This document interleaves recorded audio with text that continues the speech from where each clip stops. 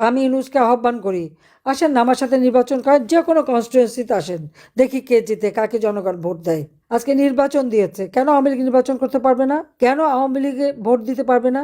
অবশ্যই আওয়ামী লীগকে নির্বাচন করতে দিতে হবে, আমরা নির্বাচন করতে চাই। হ্যাঁ, 2014 সালে বিএনপি ইলেকশন করে বয়কট করেছে, 2024 সালে তারা বয়কট করেছে, 2018 সালে একটা সিটে একের অধিক তারা নমিনেশন দিয়েছে। 300 সিটে যদি 700 নমিনেশন দেয়, তবে নিজেরা মারামারি করে নিজেই উদ্যোগ করেছে, এখানে আওয়ামী লীগের দোষটা কি? কিন্তু 18 সালের নির্বাচন নিয়ে সেটাকে বিতর্কিত করে, এটা তো ইউনূসের মেটিকুলাস ডিজাইনের অংশ। সব তথ্য বেরোচ্ছে এখন। আজকে আমি বলবো যে আমাদের কৃষক, শ্রমিক, ছাত্র জনতা, মেহনতি মানুষ, নারী সমাজ, সকলে যে যেখানে আছেন সবাইকে ঐক্যবদ্ধ হতে হবে। এটা কোনো নির্বাচন হচ্ছে না, এটা নির্বাচনের একটা খেলা। এখান থেকে কোনো জনগণের ম্যান্ডেট আসবে না।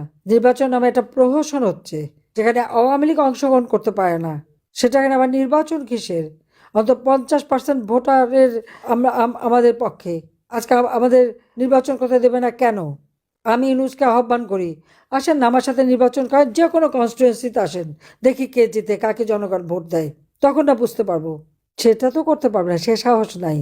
কারণ রক্ত চোষা আর কেউ ভোট দেবে না, জানে তা ভালো করে। গরিবের রক্ত চুষে খেয়েছে তো, আর টাকা পাচার করে বিদেশের সম্পদের পাহাড় করেছে, বাংলাদেশে কোনোদিন 1 টাকাও বিনিয়োগ করেনি, তো তার আবার কে ভোট দেবে? সেই জন্যই তো ভোট চুরি করে ক্ষমতা আসতে চাচ্ছে। এখন ক্ষমতা ডাকাতি করে নিয়েছে, আর ভোট চুরি করে তার অবৈধ ক্ষমতা বৈধ করার প্রচেষ্টা। আমি সে দেশের সকল মানুষকে আমি বলবো, আপনারা এইরকম অন্যায় অবিচার চলতে পারে না।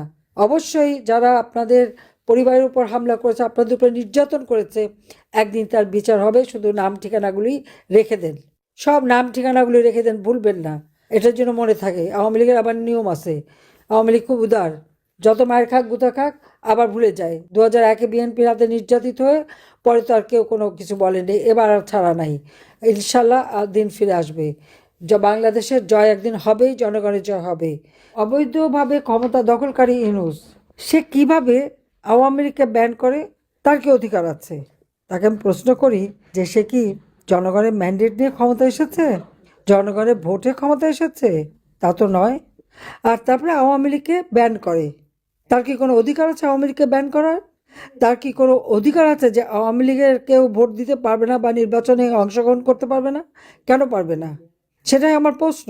এই লাশের উপর পাড়া দিয়েই তো ডক্টর মোহাম্মদ ইউনূস ক্ষমতাটা দখল করেছে, এটা কারো ভুললে চলবে না। কোটা আন্দোলন, কোটা তো আমি বাতিল করে দিয়েছিলাম, কোটা তো ছিল না। তারপর ছাত্রদের সব দাবি মেনে নেওয়া হলো। যেই সব দাবি মানা হলো, তখন আসলো কি? 9 দফা। আচ্ছা, 9 দফাও যখন মানলাম, তখন আসলো 1 দফা। আমি তো আগেই সকলকে সতর্ক করেছিলাম যে আন্দোলন কোনো ছাত্রদের আন্দোলন না, কোটা আন্দোলন না, এটা হলো সরকার উৎখাতের আন্দোলন। ডক্টর ইউনূস গ্রামীণ ব্যাংকটাকে পেয়েছিল একটা সোনার ডিম পাড়া হাঁস। এইটা ভাঙিয়ে সব জায়গা থেকে সে টাকা যে কামাই করতো, ওইটাই ছিল তার একটা মানে আমব্রেলা, একটা ছাতার মতো। এটাকে ব্যবহার করে করে সেসব দেশে বিদেশে তার ভালো মানুষের একখানা চেহারা দেখায় দেখায় সেখান থেকে টাকা কামাই করতো এবং অর্থ আত্মসাৎ করতো। তার যে অবৈধভাবে অর্থ উপার্জন, সেটা ঢাকা দিত ওইভাবেই, গ্রামীণ নাম ব্যবহার করে করে। ইউনূস ক্ষমতা আসতে না আসতেই প্রত্যেক কারাগারে যত জঙ্গি, সন্ত্রাসী, খুনি যারা জেলে ছিল, সবাইকে কিন্তু ছেড়ে দিয়েছে। প্রশাসনে আমরা দেখি যে সরকারি কর্মকর্তা, পুলিশ, সেনাবাহিনী, সশস্ত্র বাহিনীর সদস্য, সবার বিরুদ্ধে মামলা। আর আমরা আওয়ামী লীগের নেতা কর্মী, আমাদের সহযোগী সংগঠন, মুক্তিযোদ্ধা পরিবার বা আমাদের 14 দলীয় নেতা, সবার বিরুদ্ধে মামলা হামলা দিয়ে তাদেরকে নানাভাবে নির্যাতন চালাচ্ছে। হ্যাঁ, আমার বিরুদ্ধে তো কি, আমি নাকি মানবাধিকার লঙ্ঘন করেছি। আজকে বাংলাদেশে যে প্রতিদিন হত্যা হচ্ছে, মানুষের জীবন মান কেড়ে নেওয়া হচ্ছে, দ্রব্যমূল্যের ঊর্ধ্বগতিতে মানুষ দিশেহারা, মানুষের ঘর বাড়ি জ্বালিয়ে পুড়িয়ে ছারখার করে দিচ্ছে, ওগুলো কি মানবতা রক্ষা করা? আজকে আমার 1.5 লক্ষর উপর নেতা কর্মীকে গ্রেপ্তার করেছে, এর মধ্যে অনেকে টাকা পয়সা কোনো মতো খরচ করে জামিন পেয়েছে, আবার কেউ যদি একটা জামিন পায় তাকে আরও 5টা মামলা দেয়। কাজে এর হাত থেকে দেশকে রক্ষা করতে হবে, মানুষকে রক্ষা করতে হবে। আমি জানি আমাদের নেতা কর্মীদের উপরে যে অকথ্য অত্যাচার চলছে, যার জন্য মানুষ দিশেহারা। আমি তো দেশ ছেড়ে আসতে চাইনি। আমি ভেবেছিলাম ঠিক আছে, আমার বিরুদ্ধে এত আন্দোলন, আমি টুঙ্গিপাড়া চলে যাব। কিন্তু আমাকে তো একেবারে আমি প্রধানমন্ত্রী হিসেবেই নিয়ে এসে আমাকে গেল। হ্যাঁ, আমি দেশে ফিরবো, নিশ্চয়ই ফিরবো। ইউনুস ভেবেছে কি 1 মাঘে শীত যায় না? আর আমি তো আছি, যত দূরেই থাকি আমার মনটা আপনাদের মাঝেই আছে। আপনারা ভালো থাকেন, সুস্থ থাকেন।